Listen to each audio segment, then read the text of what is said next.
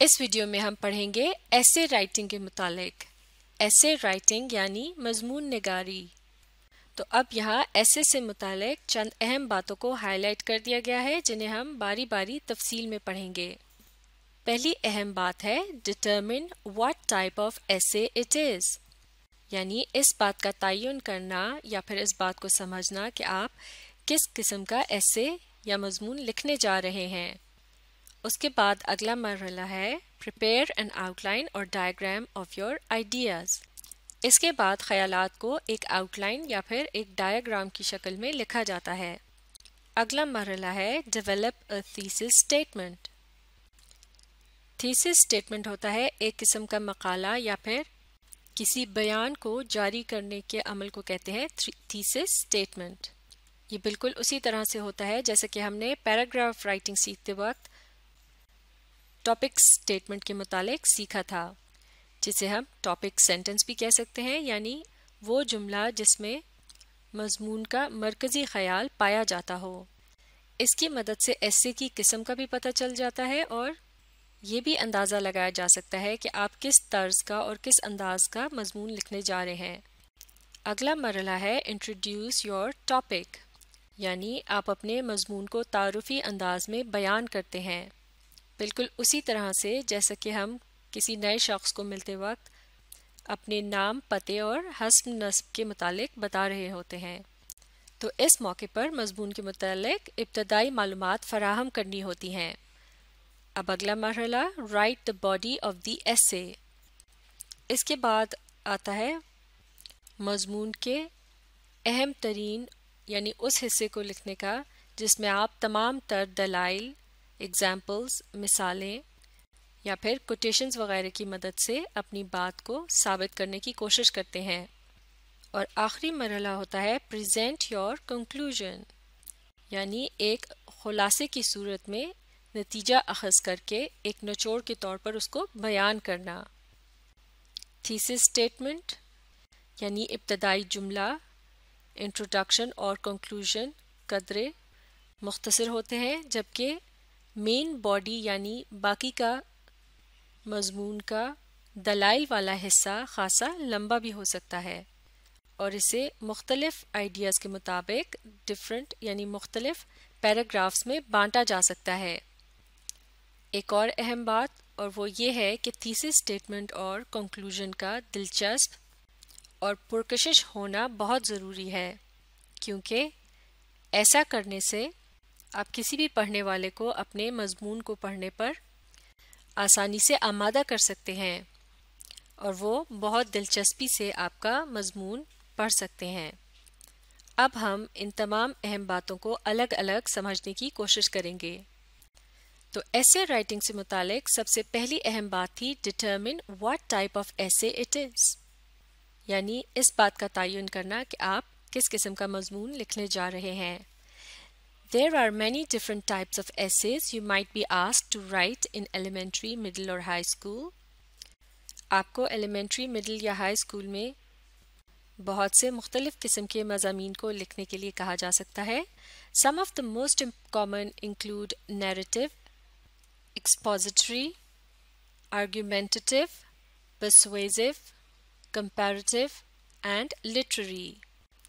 عام طور سے جن مختلف قسم کے مضامین کو لکھنے کے لیے کہا جاتا ہے ان کی مختلف اقسام کچھ اس طرح سے ہے، جیسے کہ نیریٹو یعنی کہانی یا روایت۔ یہ ایک ایسا مضمون ہوتا ہے اس میں کسی بھی کہانی، منظر یا حادثے میں پیش آنے والے واقعات کو ترتیب کے ساتھ لکھا جاتا ہے۔ ایکسپوزیٹری مضمون جو ہوتا ہے وہ ایک قسم کا تشریحی مضمون ہوتا ہے جس میں آپ وضاحت سے کسی چیز کے متعلق اس کے تمام پہلوؤں پر روشنی ڈالتے ہوئے بات کرتے ہیں۔ آرگیومنٹیٹو یہ ایک قسم کا مباحثہ ہوتا ہے جس میں آپ ایک رائے پیش کرتے ہیں اور پھر اس رائے کو ثابت کرنے کے لیے مختلف دلائل دیتے ہیں۔ پرسویزو یہ بھی ایک ایسا مضمون ہوتا ہے جس میں آپ پڑھنے والوں کو اپنے نقطۂ نظر کے مطابق قائل کرنے کی کوشش کرتے ہیں۔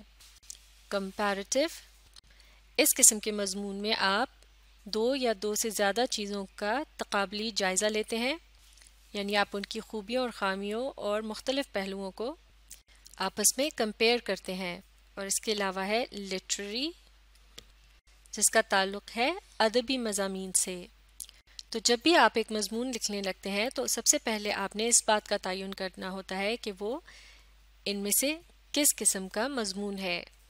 جیسے کہ یہاں کہا جا رہا ہے are you presenting an overview or telling a story about the topic narrative, or are you providing an analysis, یعنی آیا آپ ایک کہانی سنا رہے ہیں دیے گئے ٹاپک کے مطابق جو کہ ہے ایک نیریٹو قسم کا مضمون، اور یا پھر آپ دیے گئے مضمون کا تفصیلی جائزہ لینے جا رہے ہیں جو کہ ہے ایکسپوزیٹری قسم کا مضمون۔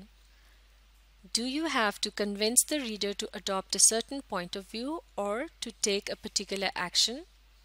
Persuasive، یعنی کیا آپ پڑھنے والے کو کسی نقطۂ نظر پر قائل کرنا چاہ رہے ہیں یا انہیں کسی عمل کو کرنے پر مجبور کر رہے ہیں؟ تو یہ ہے persuasive قسم کا مضمون۔ Are you writing an essay about a book you read? Literary، یا پھر کیا آپ کسی ایسی کتاب کے متعلق مضمون لکھنے جا رہے ہیں جو کہ آپ نے پڑھ رکھی ہو، تو یہ کہلایا جائے گا لٹریری قسم کا مضمون۔ Determining the type of essay is the first step to writing a targeted essay۔ تو سب سے پہلا اور اہم اصول ایک اچھا ایسے لکھنے کے لیے ہے کہ آپ اس بات کا اچھی طرح سے تعین کر لیں کہ جو ایسے آپ لکھنے جا رہے ہیں وہ ان میں سے کس قسم کا ایسے ہے۔ تو جب آپ اپنے مضمون کی قسم کا اندازہ لگا کر کوئی نہ کوئی فیصلہ کر لیتے ہیں تو اگلا سٹیپ ہوتا ہے کریٹ این ایسے آؤٹ لائن، یعنی آپ مضمون کی آؤٹ لائن لکھنا شروع کرتے ہیں۔ این ایسے out line is your road map. تو ایسے آؤٹ لائن آپ کے لیے ایک منصوبہ بندی کا کام دیتا ہے جو کہ آپ کو ایک صحیح سمت دکھاتا ہے۔ It will guide you through to the finished product. تو آؤٹ لائن آپ کی رہنمائی کرتی ہے ایک مکمل مضمون لکھنے میں۔ When you create an outline, you organize your thoughts about your topic۔ جب آپ آؤٹ لائن لکھ رہے ہوتے ہیں تو آپ اپنے خیالات کو دیے گئے مضمون کے مطابق ایک ترتیب دیتے ہیں۔ First, write your topic at the top of the page۔ سب سے پہلے آپ صفحے کے سب سے اوپر اپنے مضمون کو لکھتے ہیں، یعنی اس کا ٹاپک لکھتے ہیں۔ Then list all the points or arguments you want to make about the essay topic۔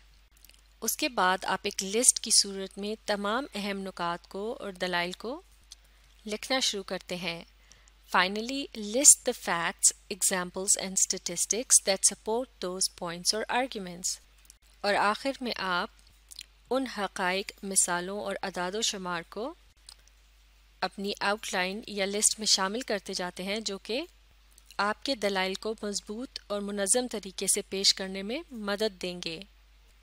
تو آؤٹ لائن کو مکمل کرنے کے بعد اگلا مرحلہ آتا ہے ڈیولپ اے تھیسس اسٹیٹمنٹ، یعنی آپ ایک قسم کا بیان جاری کرتے ہیں یا پھر ایک ٹاپک سینٹنس تشکیل دیتے ہیں۔ Your thesis should inform the reader what point you will be making اور what question you will be answering about the topic. تو آپ کے ابتدائی جملے یا بیان کی مدد سے پڑھنے والوں کو یہ اندازہ ہو جانا چاہیے کہ آپ کس نقطۂ نظر پر بات کرنے جا رہے ہیں یا پھر آپ مضمون کے کس پہلو کے سوال کا جواب دینے جا رہے ہیں۔ In other words, it is a prelude to your conclusion۔ یعنی ایک طرح سے تھیسس اسٹیٹمنٹ جو ہے یہ آپ کے نچوڑ کا پیش خیمہ بھی ہو سکتا ہے، یعنی اس کی مدد سے اندازہ لگایا جا سکتا ہے کہ آپ بالآخر کیا نتیجہ اخذ کریں گے۔ A thesis statement should be as specific as possible and address one main idea۔ یعنی ایک تھیسس اسٹیٹمنٹ کو مختصر ترین ہونا چاہیے اور اس میں صرف ایک خیال کے متعلق بات کی جانی چاہیے۔ Strong theses also take a stand or illustrate the controversial nature of a topic۔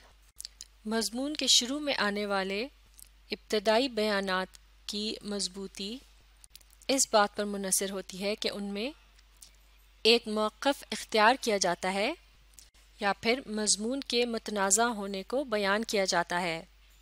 تو آسان الفاظ میں ہم یوں بھی کہہ سکتے ہیں کہ تھیسس اسٹیٹمنٹ لکھتے وقت آپ مضمون کے مطابق اپنی رائے پیش کرتے ہیں۔ تھیسس اسٹیٹمنٹ لکھنے کے بعد اگلا مرحلہ ہے انٹروڈیوس یور ٹاپک، یعنی آپ اپنے مضمون کا تعارف پیش کرتے ہیں۔ The first paragraph of your essay will introduce your topic and provide direction for the entire essay۔ تو آپ کے مضمون کا سب سے پہلا پیرا بہت ہی اہم ہوتا ہے کیونکہ وہ آپ کے مضمون کی سمت کا تعین کرتا ہے۔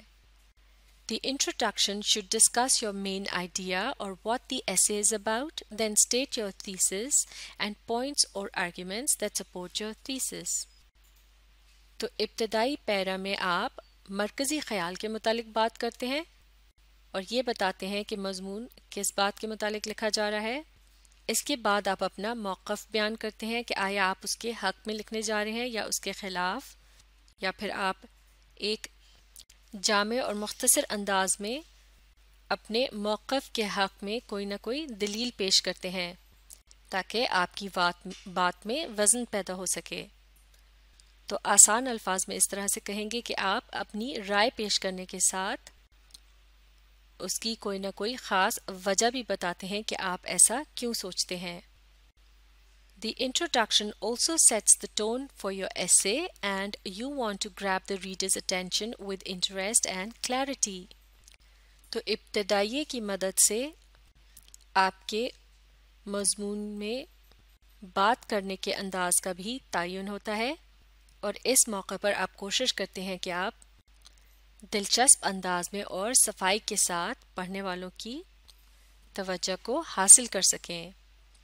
To capture the reader's attention, you can make a challenging claim about the topic or present some surprising but factual information۔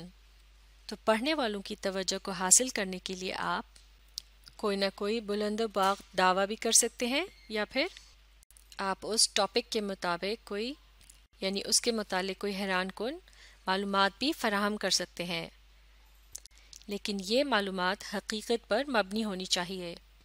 تو اس کا مطلب ہے کہ آپ کے مضمون کا سب سے پہلا پیراگراف بہت ہی زیادہ اہمیت کا حامل ہوتا ہے اور اس میں ان تمام چیزوں کا موجود ہونا بہت ضروری ہے۔ انٹروڈکٹری پیراگراف کو اس قدر دلچسپ ہونا چاہیے کہ پڑھنے والے آپ کے تمام مضمون کو پڑھنے پر مجبور ہو جائیں۔ تو آپ کو اسے دلچسپ بنانے کے لیے سوچ بچار کرنی چاہیے۔